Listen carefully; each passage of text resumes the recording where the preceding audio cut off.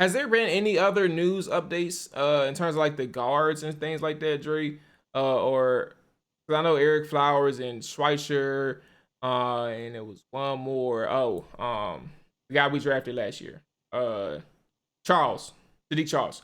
So I Sadiq know, Charles, yeah. So I yes. know there was three. There was three interior linemen that's the storyline there in terms of left guard. Has there been any updates or news on that front? Not too much from what I've been hearing. I know the other day Brandon Scherf kind of went down a little bit Mm-hmm. with the injury. But I think he came back. But that's something you also got to kind of worry about with Scherf, and it concerns me because I think he gets hurt about every year now. I mean, it seems like he's out Started at that some 2018 point. year to respect. Yeah, I don't think. Yeah, I don't think you're going to get 16 games out of Brandon Scherf anymore. I mean, he's going to go down with something at some point. So that's why it's important to have that depth that they have at guard now. Like I said, they went back and they got Eric Flowers. Um, you got Wes Schweitzer, who's probably our future right guard once Scherf, walks after this year. But Sadiq Charles, from what I think I've been hearing that he's been rotating between interior and outside. I guess they're trying to Okay. see where his strength is, and plus he may have been playing tackle as well, just because Lucas was on the COVID-19 list, so he may get more reps at guard now. But something I did hear, I can't remember who I heard it from.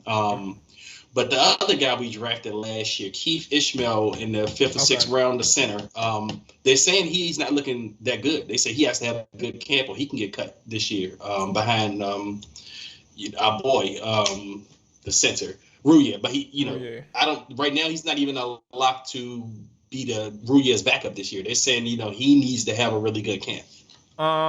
So two things. I guess the first thing we get through is the player part. That is interesting. Now I'm not gonna say act like I had a lot of value or stock in Ishmael, but again, it points to something that I kind of brought up with uh Gandy Golden. I want to say it was last week. You guys, not us literally, but the actual team. You guys, obviously every draft pick isn't gonna work out, but getting rid of these guys after a year, knowing that these are your investments, are interesting. Um, if you know they can't play and you're chalking it up as a mistake after 1 year, I don't know how good of a look that is. Now I'm not gonna sit here and say Antonio is a potential to get cut because I don't know. And on top of that, from what I have been seeing so far, Dre, is he's made a few plays here and there. It's not like it hasn't been anything. I've heard the same. Yeah, it hasn't been Yeah. anything negative. So I'm not even gonna sit here and say that he's in trouble. Not right now. We have to see him in the games and stuff like that too. But he's getting a little bit more comfortable. But at the same time, like at one point, like if there's a potential that these guys can not being guaranteed a spot after being drafted by the team, you have that 4 year contract with these guys. It's not that good to get cut after 1 year. Um, I don't Yeah. want to see it happen, and I'm not gonna sit here like again. I'm not gonna sit here and say like I'm invested in Ishmael, because I'm not.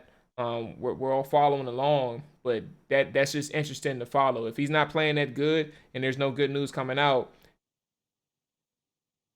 saying Yeah.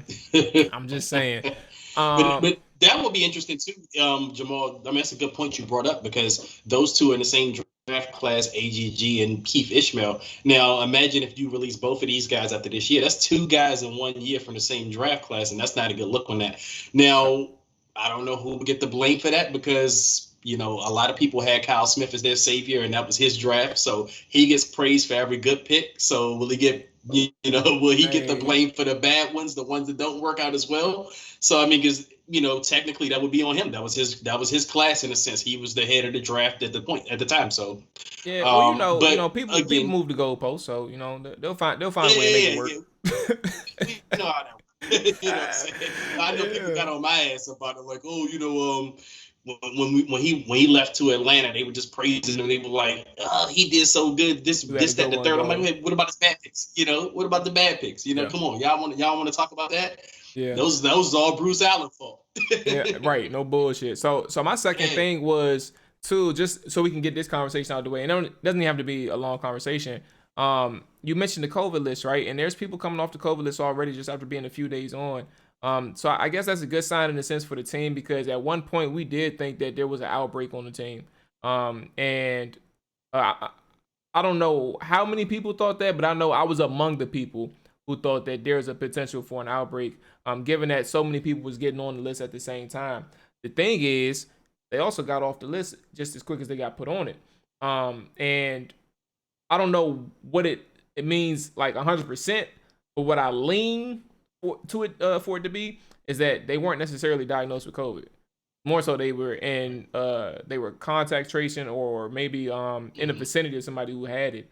So with that being said, and the fact that the vaccination rate, it was actually reported today, if I'm not mistaken, the vaccination rate went up for the first shot to like 80 something percent or something like that. Yes, it's 84% now. Yeah, Yes, 84%. 84%. So just like that, Ron Rivera gets pissed, goes to the media, says he's pissed off.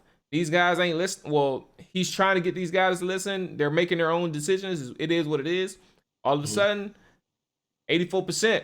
From one of the worst to the best, or up there with the best. So I think his messaging is clear, and people are getting his message, regardless of if they agree with the idea. They understand the ultimate goal, and I kind of give them credit in that sense. Again, COVID, the vaccines, the conversation get really tricky with people because they try to turn it political, and make it pro-choice, and essentially it is. But when you work for a company who's kind of telling you, motherfucker, if you want to work here, you gotta get this shot, then you got a decision to make. So I Yeah. respect them for listening to their coach. And it kind of shines a light. I just wanted to say, kind of shines a light on the impact that Ron Rivera has on this team. Yeah. No, I agree. And like you said, you were right about the whole. I think a lot of the guys probably on the list were going through contact tracing. I know Deron Payne, he got put on the list a couple of days ago, and fans were going crazy, like, "Oh man, more unvaxxed idiots or whatever." And then Deron comes out and he says, "I didn't have COVID." So Yep. Yep. that's why I think I believe they haven't been on loan because if you contact trace and you get tested for a few days, you don't have it, then boom, you're okay. But yeah, no, I know Ron mentioned they had some kind of drive this weekend or something like that, where I guess they had a vaccination thing on site and they Uh, came and I guess a lot of players just decided to get it. Like you said, Convenience. it's it went from about 60% to 84% in a couple of days or Yeah. in the within the last week, which is good. I mean, you want to get there because as the numbers show, there's 90 players on the team right now, so that means about 14 guys at the moment are unvaxxed. Yep. So that's also going to change too. Well, I don't know how much it's going to change, but you also got to remember that we're going to go down to a 53-man roster. So how many of those, 14 guys are going to be on that 53-man roster, or if any of those 14 guys are going to get vaxxed between now and the season? So that number could, go up or it could go down in percentage. But either way, I think they're at a good place right now, percentage wise. I mean, that 84%, that's huge. So, that minimizes the impact that a lot of the guys will have getting sick or during the season or something like that, or just having to miss games. And that's what you Yep. want. But if I had to guess, I mean, of the 14 guys that's unvaxxed, I would probably say they are core guys. I mean, because I can't imagine a bubble guy right now saying, you know what, man, I'm going to take my chances because you can get Hell your no. ass cut just like that. You know what I'm saying? You are indispensable. So, I mean, if I had to guess, like I said, I probably would say the 14 are core guys. I mean, I would hope not. Maybe some of those not. But either way, I think it's a better number. And maybe more, like I said, between now and the season start, maybe more will get vaxxed. So, I mean, because the last thing you want right now is to lose games for things you can actually control. I mean, it's one thing for things that you can't control, but this is something you can actually control. And not only that, like I said, you letting your teammates down, and also they talk about making motherfuckers miss game checks. Yeah. You don't want to miss a game check, so you know what I'm saying? Like just whatever. Nah, you're on point. I think that the thing with this vaccination stuff, man.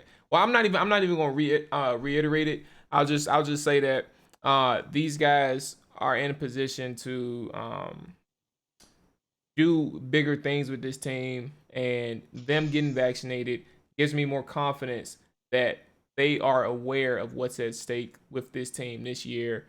Given that the things that they can accomplish and the moves that they made this offseason, I'm not saying that they collectively think about from a fan's perspective, but I think that they understand that the team is going in the right direction from a chemistry standpoint and from a coaching standpoint and development standpoint. So I think those are the factors that they think about when it comes to questioning whether or not they want to get vaccinated or not. And that's what kind of leads them to a decision of saying, you know what, fuck Yeah. it, let's get it done. Let's get it done. Right.